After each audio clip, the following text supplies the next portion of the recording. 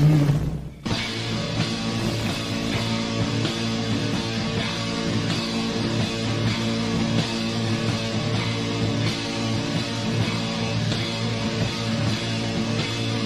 Agent Morris with the NSA. There is something real here. Do you believe that our government is in possession of UAPs? Absolutely, based on interviewing over 40 witnesses over 4 years. And where? I know the exact locations, and those locations were provided to the Inspector General and some of which to the intelligence committees. I actually had the people with the first-hand knowledge provide a protected disclosure to the Inspector General. Biologics came to some of these recoveries. Those could represent exquisite new adversary technology. Non-human, and that was the assessment of people with direct knowledge on the program I talked to that are currently still on the program. The government is covering up some level of its knowledge and understanding about what some of those things are.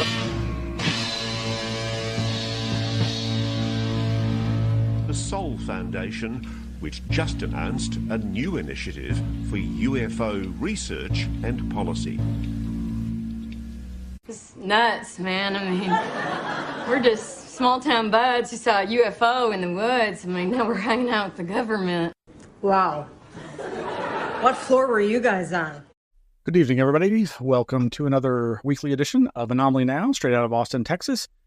This is the weekly live news media roundup for the 501c3 nonprofit Anomaly Archives, aka the Scientific Anomaly Institute. I am your host, Miles Lewis. Thank you for tuning in live or listening to the rebroadcast. And you can find out more about us at our website. That's anomalyarchives.org. And we've recently launched a Patreon fundraising community where you can go to patreon.com/anomalyarchives and you can find out how to donate on a monthly basis at various levels. At the $10 a month level, the Anomaly Academy Cadet level tier, you get access to our growing back catalog of monthly online lectures by various fellow Fortean anomalous, paranormal, ufological seekers of information and, dare I say, truth. Next week, or rather, later this month of September 2024, I will be presenting about the Anomaly Archives, and then in coming months, we'll have Greg Bishop presenting on a subject probably UFO related, as well as Joe Green talking on parapolitics and conspiracies, as well as then after that, Twee Snyder and various others that we've already got lined up in the months of the beginning of January 2025. And today's Wednesday. It is September 4th, 2024. Hope you've had a good weekend. And I sure did. I got to go see one of my favorite bands of all time, local favorites, Ed Hall. They have done 2 recent reunion shows, and boy, I really enjoyed dancing and moshing like I haven't in a very, very long time. So cheers to all that. Got a lot of ground to cover. You can, of course, go to our Flipboard, flipboard.com/@anomalyarchives, and find links to thousands of articles about all aspects of the paranormal, the anomalous, the Fortean, the strange, the mysterious. And you can come along for the ride. You can go to our website, anomalyarchives.org. The first items I do want to bring your attention to, we've lost 2 very important folks. Lauren Coleman over at cryptozoonews.com has reported on the passing of his brother, Jerry D. Coleman, another author, another cryptozoologist. Sadly, a lot of folks may not have been very familiar with his youngest brother, Jerry's work, but there was a lot of interest in cryptozoology in that household, apparently. It is a very long and comprehensive and touching reflection on the life of his brother and their family, and goes into some very solid detail about the work of Jerry, including his having created these awesome art cards about Fortean incidents and the books that he wrote, Strange Highways and More Strange Highways, and the help that he did in investigations that led to works by his older brother, Lauren. And really sad to see him go. You can learn a lot about him by going to cryptozoonews.com and reading his brother Lauren's obit. There's also been news of the passing of a very famous researcher in the UFO field who is most known for his efforts to document the Majestic 12 documents. That is, of course, Dr. Robert Wood. His son, Ryan Wood, has penned this memoriam that is, I guess, only currently being distributed in an email form, but this is a web link for that. And some of Robert's academic credentials. Bob Wood's academic journey began with a BS in aeronautical engineering from the University of Colorado in 1949. He furthered his education by earning a PhD in physics from Cornell University in 1953. His early career saw him working for General Electric Aeronautics and Ordnance, followed by a 2-year stint in the U.S. Army at Aberdeen Proving Grounds. In 1956, he joined Douglas Aircraft, which later became McDonnell Douglas and eventually Boeing, where he spent an impressive 43 years. You can read more about him there. And of course, he's no stranger to the UFO scene, but he will be missed. Whatever you think about the Majestic 12 documents, I'm glad that there were folks out there digging deep into them. Now, but this next article is going to be, I'm going to present this a little differently, and hopefully the audio will come through. If there's any issues, you'll let me know, I'm sure. This one's over at sentinelnews.substack.com by Baptiste Briscourt. Notes on Lou Elizondo, quote, "There's an existing relationship there to feed misinformation to the American public." In an interview published in Coast to Coast on August 25th, former secret program coordinator for the National Security Council, Lou Elizondo, answered questions from veteran journalist George Knapp. Now, I've continued reading up on people's explications of their reading of Lou's new book, Imminent. I'm not really jumping into reading that myself. I'd rather hear what other people are finding. I'm sure I'll get around to it eventually, but I'm reading like 5-6 different books right now. And I tend to take such copious notes that it's just not going to be on the plate for a while. But it's been very helpful to hear all these different people's perspectives on this material. And while I've probably more concentrated on my concerns and what I see as the negatives that I'm hearing about in this work, not least of which is the continuing controversy about what role Lou played in OSAP/ATIP and the details of that history. But also, as we criticized recently, Mick West and others have pointed out that Lou seems to get some of the basics wrong of the videos that he helped bring to the fore. Those 3 famous Navy videos that started so much of this renewed discussion. But I must say, I found this article and attendant audio very helpful and interesting, and it leads to some very interesting locations, and hopefully this will come through. I'm going to play the audio clips here, but basically, to sum up, and then we'll sum up again, he's pointing out how the internal battles and the flagging of his reputation both, I think, preceded his departure and have followed since his departure. Dana White was the original spokesperson for Jim Mattis. Jim Mattis is an individual who I served in Kandahar with in Afghanistan, and he was the Secretary of Defense, and his staff was briefed by me on a regular routine basis by other members of ATIP. So he knew what I was doing, and same with his staff, and they actually, for the first year, acknowledged ATIP was real. Yes, it was a UFO program, and yes, I was part of it. I was one of the senior-ranking people there. And then only after Mattis left, after he resigned, my enemies that I had in USTI that I had sufficiently, excuse the vernacular, pissed off, they had, as you probably know, they launched an criminal investigation against me. And Air Force OSI in the paper said, actually, as a result of as a conclusion of the investigation, there is no wrongdoing. Lou didn't do wrong, and they actually acknowledged that there's the director of ATIP. That he was doing that. But that wasn't good enough for my former boss. And my former boss, if anybody wants to know about what happened, all they have to do is look up a story apparently lost the audio there, I believe. Let's see if I can get that back. Sorry, folks. Sometimes the service loses contact with the audio, and I think changing the, here we go.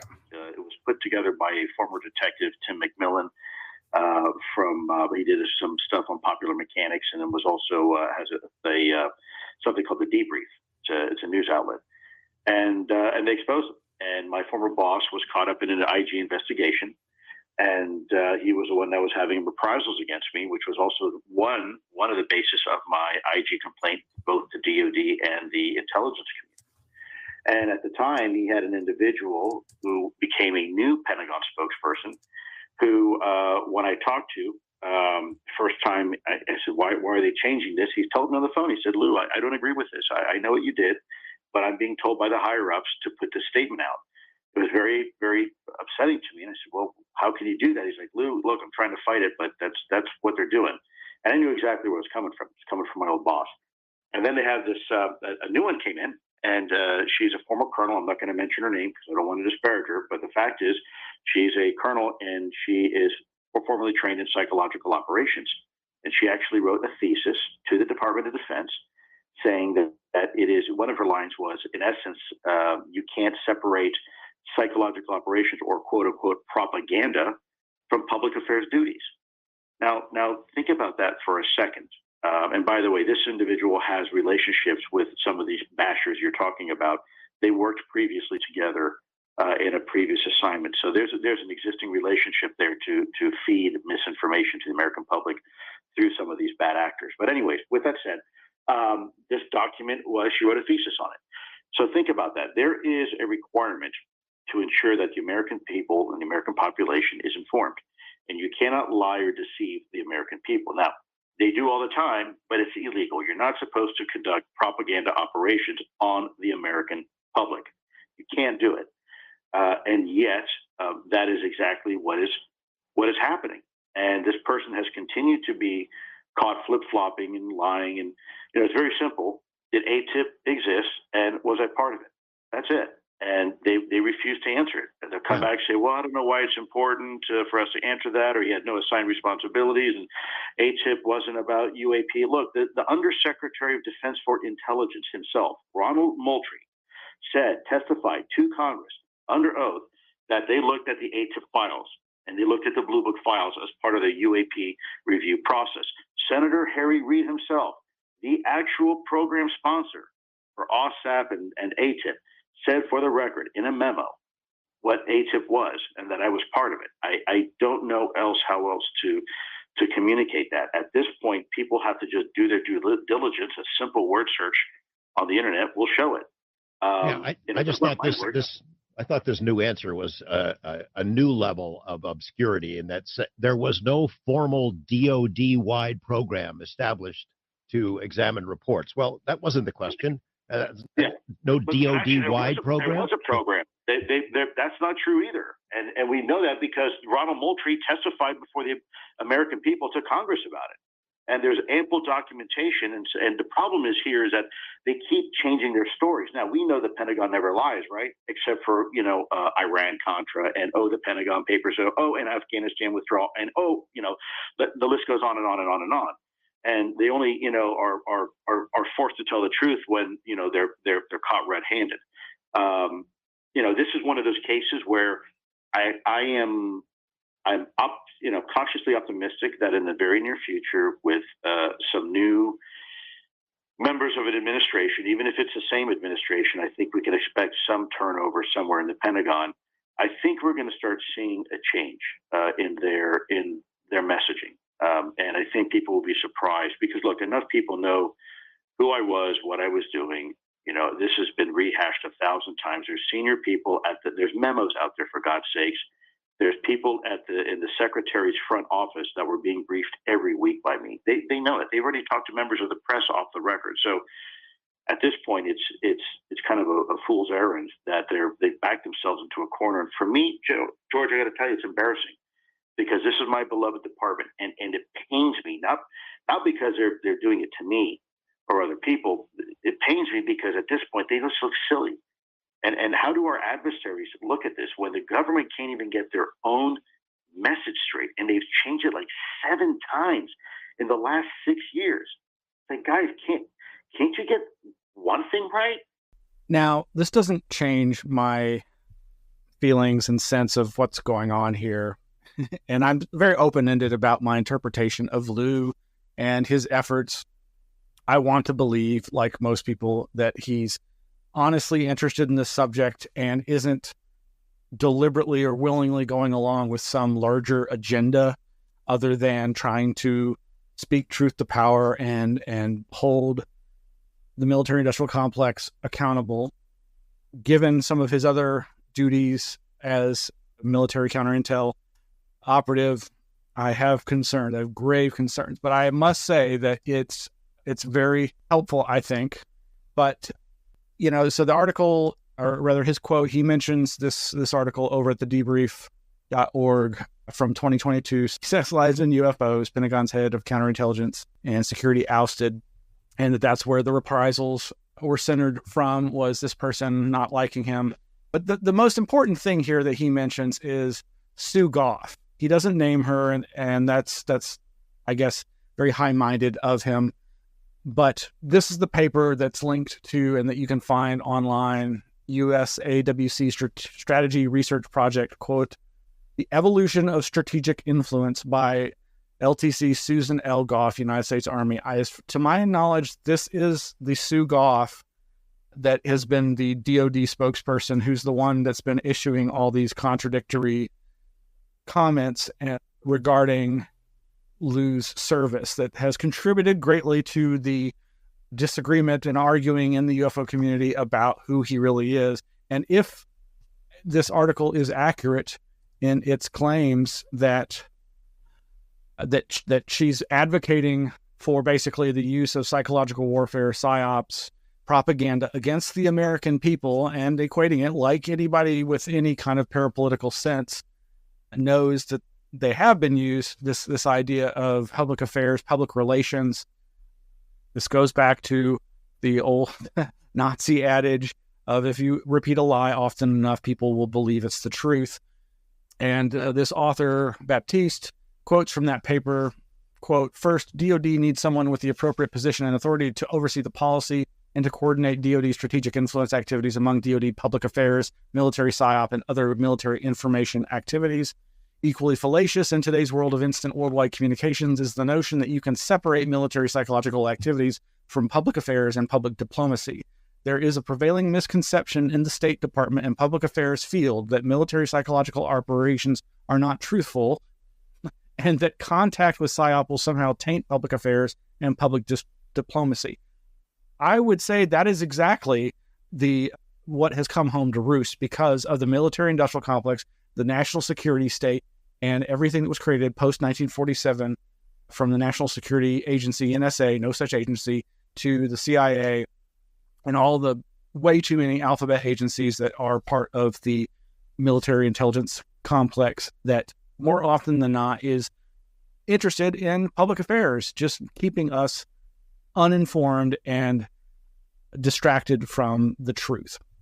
Anyway, we'll be providing the link to this Evolution of Strategic Influence paper by an LTC Susan L. Goff. If this is not the same person, apologies, but to my knowledge, this is, and I appreciate Lou bringing this to my attention. I was unaware that she had this background, and it brings everything into a different focus, perhaps. Meanwhile, friends have brought my attention to, whatever you think of this Flex Subcommittee on the Weaponization of the Federal Government from the U.S. House of Representatives. This is the report that they issued just over a year ago, the weaponization of CISA, how a cybersecurity agency colluded with big tech and disinformation partners to censor Americans. And, I really should have brought up links.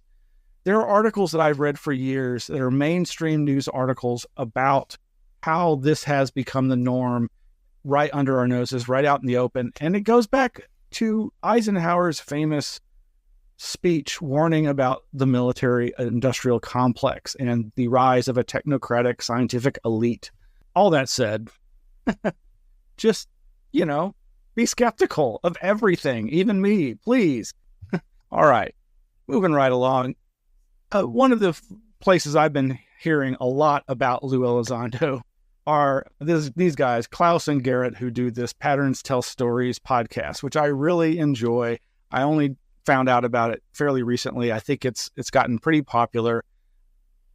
You can find it on your favorite podcatcher apps. I typically listen through Spotify. That's the link I'll give to the show notes for their most recent episode on Monsanto.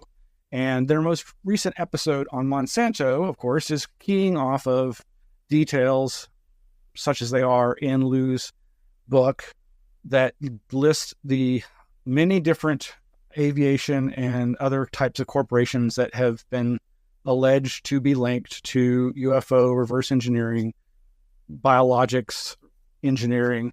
And as much as they tend to totally take everything Lou says as gospel, and that does bother me a lot, I often find them bringing to attention things that I'd forgotten or that I think are important threads to pull on, or things that I didn't know about at all. But their most recent episode, they mentioned the whole Monsanto thing. That's the focus of the episode. And they go into some background that is, of course, interesting, but it could also be where Lou has been reading and hearing all this stuff, and he may not have any special information. And like the Arrow report said, this could all be the result of echo chambers and silos of information bubbles and the same people telling the same stories over and over in games of telephone. This telephone. Hang loose, y'all. But in it, they also mention, of course, famously in The Day After Roswell by Philip J. Corso, he had stories about Monsanto and them supposedly getting the bodies.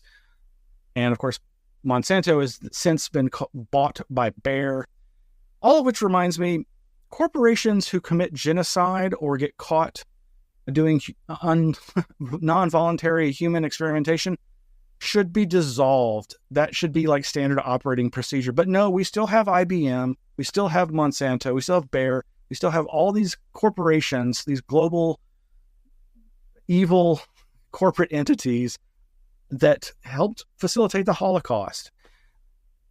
There's also in the recent episode of Patterns Tell Stories, they talk about a since passed young UFO researcher, Kenny Young, who did a lot of great research and apparently told his own story about hearing tales of Monsanto's connection to UFO, biologics, reverse engineering, that sort of thing. So it's something to think about if you're interested in listening to podcasts and hearing these kinds of information. You might go there. But there's, in that episode, they also talk about something that I've often railed against while I'm ranting, and that is secret biological testing on the American people. Besides like MKUltra and that sort of thing, where they, victimize individuals, there have been repeated experiments in mass where so often these Nazi-influenced Operation Paperclip imported German scientists perpetuated horrific experiments on the American populace, often, if not exclusively, focusing on the most disenfranchised minority groups. And they talk about that in the Monsanto episode of Patterns Tell Stories. But what else should cross my feed but another blog called The Memory Hole, TMH, talking about another sinister series of experiments. And I'll just digress for a bit here, where they talk about these that occurred in 1966, secret subway experiments, the U.S. Army's germ warfare tests. U.S. Army scientists conducted a covert experiment in New York City's subway system, aiming to understand the spread of biological agents in a densely populated area. Equipped with air sampling machines and light bulbs filled with Bacillus subtilis bacteria, the team shattered these bulbs in subway tunnels to observe the dissemination of the bacteria among unsuspecting commuters. This goes on, and it's just a little note by this outlet, but you can find the documents and read them yourself. And like I say, they go into a different set of experiments in that Monsanto episode of Patterns Tell Stories. You can also go check out The Memory Hole at Substack. And just continuing on with people's coverage of Lou Elizondo's imminent There is, of course, more from a different perspective, that of Kevin Randle, good old stalwart, old ETH UFO proponent who has written so many books on the subject. And in this latest article, Imminent, the book, and the Council Bluffs UFO incident, he talks about the fact that this is another item, another incident that is mentioned in Lou's book. But he is lamenting, again, what I and others are lamenting, this lack of anything new, to the point where it's like, I think even some dates are wrong. It just starts to make you wonder, like, okay, if this guy was supposed to be this new version of Blue Book and investigating these cases, why does he keep getting these basic facts wrong when he's been working on this book for at least a year, if not 2 years or longer, since coming public in 2017? You can find that over at kevinrandle.blogspot.com. Moving right along, let me ease up on my computer by closing some of these other pages. Here we go. Yes, I forgot last time to mention, and I was just talking to my helper Victor, who's watching, the man involved in every American conspiracy theory. That would be Daniel Peter Sheehan. If you haven't watched this video yet, it's 3 hours long. I highly recommend it. If you want to get like a quick, not quick, 3 hour long comprehensive overview of every major conspiracy in the United States, from the JFK assassination to various aspects of the UFO fields, controversies, look no further than Danny Sheehan. Danny Sheehan has been at the heart of so many of these things, from being involved with the Pentagon Papers and Watergate to defending John Mack and his the attempts by the establishment to get rid of him, to, like I say, the JFK assassination.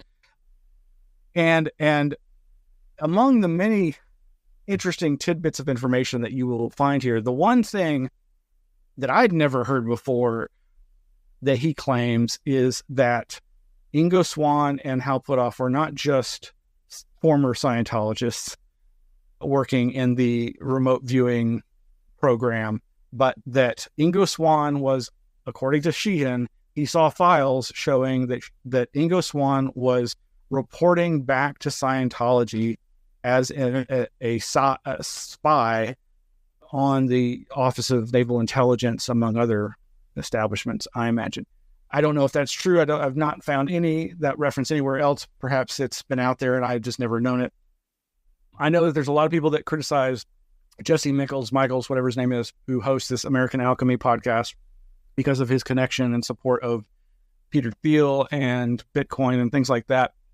But I have to say, I've found the interviews that he's done with all these big, interesting insider players to be very educational, and that I really, that 3 hours was very valuable to my time. Maybe you would find it that as well.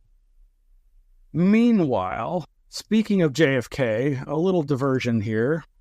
A local conspiracy researcher, JFK researcher, Richard Bartholomew, has a blog called Bartholoviews over at Substack. And again, stuff that I was not aware of. There's these two articles, Bartholomew versus the Wheel, an illustrated annotated edition of the abstract for my Rambler monograph that came out earlier last month, and something he posted a year ago that precedes this, called Roger and Me, Steganography, and Roger Craig's Getaway Car, an appended illustrated post of my 1995 essay. This is, I'm not going to be able to go into detail about this, but this is crazy. This is wild. So Richard Bartholomew is the author of a really good book on the deep state in Texas, all the connections to the JFK assassination connected to Texas. Obviously, so many people think that it was the military-industrial complex that killed JFK, to the mafia, to the CIA, to Lyndon Baines Johnson, or all of the above. And some people think, as is explored in that video we were just referencing with Jesse Michaels, American Alchemy, talking about, was JFK killed because he was trying to release the UFO documents? think it's probably more the war machine, but actually I should say Daniel Sheehan specifically states that the reason he thinks that JFK was assassinated was because the people in power considered themselves patriots and thought that his attempt to dismantle our nuclear arsenal at the behest of the Russians was unpatriotic and traitorous, and that it was their duty to kill him. That's pretty radical, but this article, again, it's going to be hard to explain, but suffice to say that in 1989, when I was a senior in high school, Richard Bartholomew discovered a car on the campus of the University of Texas here in Austin that matched the same type of car that was reported as the getaway car in Dealey Plaza, and that the Warren Commission apparently tried to suppress any references by the witnesses to this vehicle. And he found a Rambler of the same vintage sitting in the parking lot at UT for a very long time, under the subheading Insignificance and Relevance. He says, by May 1989, I was familiar enough with the story of a getaway car seen in Dealey Plaza, a story that was dismissed by the Warren Commission, to take more than a passing glance at an old Rambler station parked on the UT campus among the late model Hondas and Toyotas. It was anachronistic, but it interested me because it was the same make and model as the getaway car I had been reading about. I wasn't crazy enough to think it was the actual car. I was just glad to have a mental picture of a Rambler station wagon from that era. I had never really seen one. There were, however, some strange things about it that made me wonder whether or not its owner also knew the story about the Dealey Plaza getaway car and its role in the assassination. Again, it's way too crazy to get into, but it seems plausible and probable that this is the car. And it leads into some very interesting spiderweb, red string yarn, and corkboard conspiracy mind mapping that you might find worth exploring. And this is all over at Bartholomew's, Richard Bartholomew's blog over at Substack. All right. That's all I'm going to touch on. It's just way too much. Switching back to UFOs, David Metcalf, if you aren't familiar with him, you should check out his blog, Liminal Analytics, exploring the outer edges of society and mind, over at davidmetcalf.wordpress.com. That's David, Metcalfe. We had David and Mike Cleland and Greg Bishop on in the wake of 2022's opening of the Rice University Archives of the Impossible. And ever since I've become aware of David Metcalf, he is just a wealth of information on so many subjects, but particularly as it pertains to UFOs. And he has embedded himself with academia and has helped, is working on a fantastic multi-week class with Diana Pasulka called Beyond the Stars. You can find a link to it there at his blog.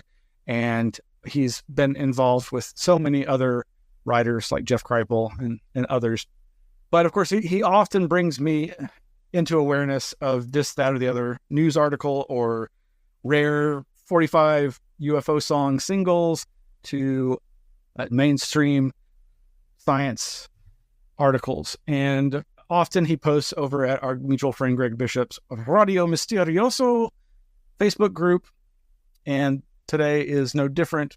Yesterday, he posted a link to this Science Alert article by Tony Milligan titled "Surging Belief in Alien Visitors is Becoming a Serious Problem for Our Society." He quotes the article, "Pentagon disclosure finally began during the early stages of Joe Biden's term of office, but so far there's been nothing to see. Nothing looks like an encounter. Nothing looks close. Still, the background noise does not go away.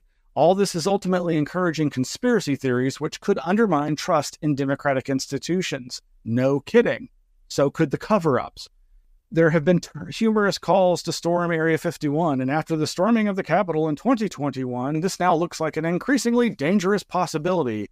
Too much background noise about UFOs and UAPs can also get in the way of legitimate science communication about the possibility of finding microbial extraterrestrial life astrobiology, the science dealing with such matters, has a far less effective publicity machine than ufology. And David rightly criticizes this article on a number of fronts, not least of which is, well, just going by Google Trends, looking for search terms, there doesn't seem to be any surge of this, even though obviously there has been an uptick since 2017 in talk of UFOs. And here is the article over at sciencealert.com from September 3rd. And what this immediately reminded me of, and there's this paragraph here. Well, first he says, the belief is now rising to the extent that politicians, at least in the U.S., feel they have to respond. The disclosure of information about claimed unidentified anomalous phenomena, UAPs rather than UFOs, from the Pentagon has got a lot of bipartisan attention in the country. Much of it plays upon, and he links to some essay here, familiar anti-elite tropes that both parties have been ready to use, such as the idea that the military and a secretive cabal of private commercial interests are keeping the truth, the deep truth about alien visitation hidden. That truth is believed to involve sightings, abductions, and reverse engineered technology. Again, I'm skeptical of all that too, though I grew up believing in it until I finally read a little more widely and decided that, well, you know what? Maybe not. I mean, I definitely think there's still these cover-ups and conspiracies going on, but I think more often than not, it's the fact that they don't know what's going on and they don't want to appear incompetent or impotent in the face of this strange phenomenon. But what it also reminds me of is this book that I'm reading, The Abduction of Betty and Barney Hill, Alien Encounter, Civil Rights in the New Age in America by Matthew Bowman, another religious scholar from, in this case, Utah, who has done a deep dive into the Betty and Barney Hill case. But what's really interesting to me is he's going into it, again, not trying to prove or disprove the nature of whatever it is they saw. He concludes that they saw something mysterious in the sky that they couldn't identify, but that the point in time they were at and the nature of their experience led them down the path towards conspiracy theory. And so on the one hand, I get sick of people worrying and grousing about conspiracy theory to the extent that it just becomes a pejorative and a way to dismiss legitimate interrogation of authority. But so much of what this author, Matthew Bowman's writing is dealing with is the nature of how Betty and Barney both perceived authority and science and their role as citizens in it as a part of their religious beliefs as Unitarians. And it's fascinating. I'm just about halfway through the book, and I've been really enjoying getting to know Betty and Barney Hill a little better than I did before this book. But again, it comes down to this idea of, there is a danger there, but it's really important to recognize that science, the government, and the military need to better interface with us civilians. It's governing at the foundation of its power and coming to terms with these things and communicating what's learned honestly and transparently. Now, ironically, that Science Alert author, what was his name? Tony Milligan, alludes to SETI and that sort of thing. And of course, we've been talking about Professor Simon getting some press and his claims that, they found an alien civilization signal in that old SETI at home data from decades ago. And there has been an increasing amount of a reportage talking about the fact that, they did find a signal, but no, it's just radio interference. And this one's another one of those from Phys.org, Inside the Golden Age of Alien Hunting at the Green Bank Telescope. This is just another run-of-the-mill article about SETI and looking for these things. And they're basically saying what we know, that now with artificial intelligence and better equipment, it is a golden age. And is ET calling? And so it goes on to give examples of famous incidents like the WOW signal. Yes, there have been a few moments of heightened excitement in the SETI community, including the 1977 detection of the so-called WOW signal from the constellation Sagittarius, which remains unexplained. More recently, in 2020, the team identified Breakthrough Listen Candidate 1 from the nearest star system, Proxima Centauri. This is the one that Professor Simon and others have been alluding to, though it may not be the one that his contact is claiming they found the signal, but that's what it sounds like from all the kind of dancing around that Professor Simon has done, for whatever that's worth. Moving right along to other strange space news. The Starliner spacecraft has started to emit strange noises. I don't know what's making it. So here is a clip of the interaction between the astronauts who are, I believe, still stranded and probably will be up there till February, what they're saying and hearing. Tom, too, got a question about Starliner. Houston's with you, Butch. Go ahead. There's a strange noise coming through the speaker, and I didn't know if you could connect into the Starliner and let me keep mic and let you hear it. I don't know what's making it, but I don't know if there's something that maybe is connected between here and there, making that happen. But anyway, can you do that? We can configure that, Butch. Give us a minute, and I'll call you back when it's ready. Okay. Station Houston on 2. We're configured for audio via hardline and CST. If you want to give us a call. Okay, I'm in Starliner, and how do you read? 5x5. How many? Okay, I'm gonna keep the mic up next to the speaker. Copy. Hear that? Negative, Butch. We did not hear anything. That. All right, Butch, that one came through. It was kind of like a pulsing noise, almost like a sonar ping. Yeah, I'll do it one more time, and I'll let y'all scratch your heads and see if you can figure out what's going on. Here we go.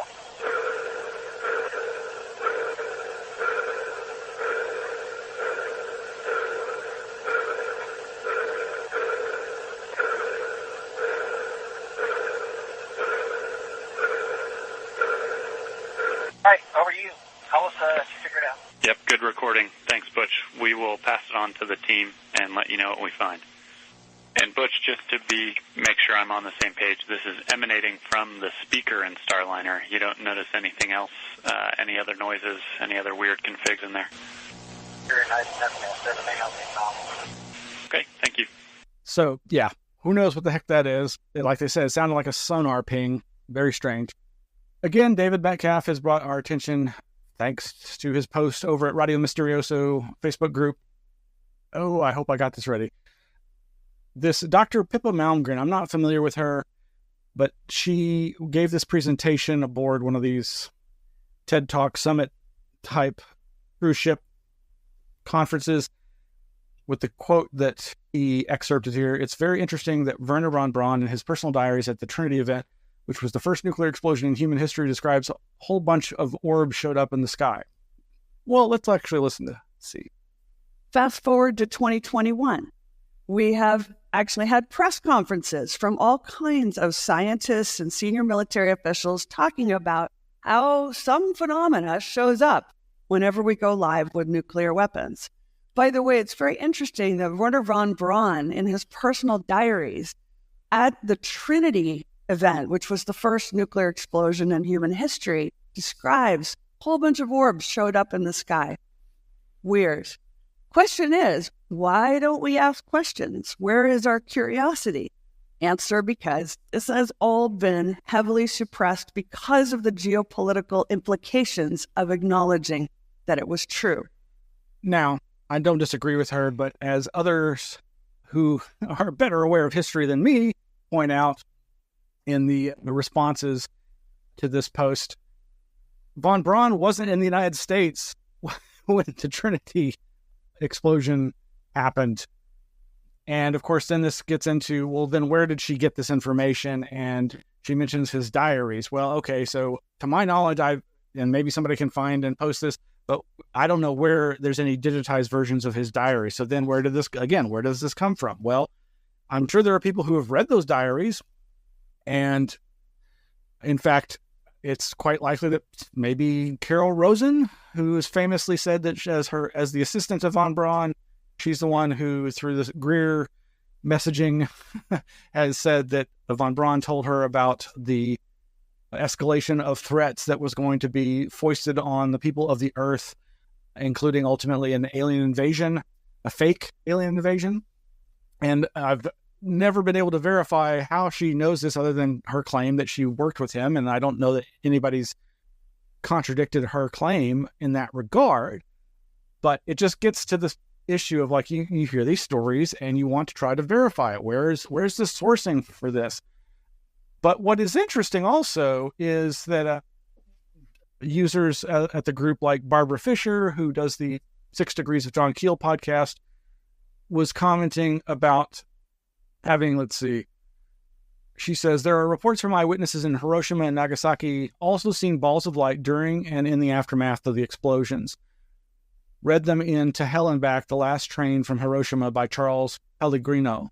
It's a horrific narrative from survivors. I couldn't read it all in one go.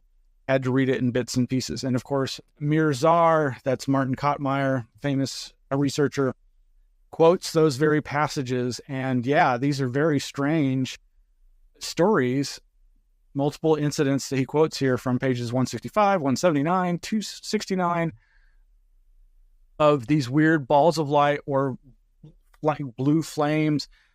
Some very interesting information. Of course, I will put the links in the show notes after the show, usually tomorrow. But this is very intriguing. But again, it just gets into this area of like somebody who, in this case, she's speaking to a audience of like entrepreneurs, high-level business people, spreading this misinformation. It's hard to say, but it reminds me of other examples of that, like the claim that Von Braun also saw a crashed UFO at Roswell and bodies. Where does that come from? Well, the less than sometimes accurate George Filer who used to do the Filer's Files put out back in, I think, 2006, this bit where, again, it's like a game of telephone. Russ Hammerly writes, after World War II, a number of highly regarded German scientists were brought to the United States under a program called Operation Paperclip. Their leader was Dr. Werner von Braun, who was the technical director of the Peenemünde V2 Rockets Research Center. After the war, he worked on the guided missiles for the U.S. Army, was later director of NASA's Marshall, blah, blah, blah, blah, blah. In Robert Trundle's book, Is E.T. Here?, he discusses Clark C. McClellan's relationship with von Braun. After a manned flight awareness meeting, McClellan and von Braun left the Cocoa Beach Ramada Inn and met in a back patio. Von Braun's scientists were launching V2 rockets at the White Sands testing range in 1947, not far from Roswell. McClellan asked von Braun, did the Roswell incident happen and was an alien craft recovered along with alien bodies? Von Braun raised when he asked him the following questions. And that's a really weirdly stated sentence there. Von Braun lit a cigarette, raised his eyebrows, thought for a second, and then began to discuss the crash openly. He explained how he and associates had been taken to the crash site after the bulk of the military personnel had left the scene. Von Braun stated, quote, the exterior of the spacecraft was not metal as we know it, but appeared to be made of something biological, like skin. McClellan's only thought at the time was that he was being told that the craft was made of something alive. And yes, there were alien bodies which were being kept in a medical tent near the UFO. The beings were small, very frail, and reptilian in nature. Von Braun compared their skin to rattlesnakes that he and his group had encountered at White Sands. Von Braun said, quote, he was puzzled by the nature of the debris. The material was very thin, aluminum colored, similar to chewing gum wrapping paper. Now, yeah, this has been repeated. You can actually find the original Filer's post at archive.org. And this has been repeated more recently by somebody writing through the Roswell Daily Record of all places. Christina Stock on March 2nd, 2020 relays the same basic story. Let's see. Various speculations and inferences over the years have been made as to who some of these experts might have been. For example, my own conclusions about consultation with Robert Oppenheimer, in addition to another interesting choice, has come to light. And then she basically repeats the same story and she cites researcher George Filer, that article, and the Trundle book, Is E.T. Here?, who's citing Trundle citing McClellan. Yeah, it really seems like a game of telephone. And who is the alleged astronaut? Well, you can find this old Yahoo News article from 2015. Former NASA man says he saw alien, but it's really hard to verify this guy's credentials. Clark McClelland, who is supposedly a former NASA engineer and who claims to have seen a 2.7 meter tall alien while monitoring a space mission. Mysteries within mysteries. You can find out. I've got links to some of this stuff and the people that are referenced: Russ Hammerly and Robert Trundle over at the Anomaly Archives website. But yeah, what to make of that? Really not sure. It's probably all bunk, you think? Okay, heading into the home stretch. More lucid dreaming.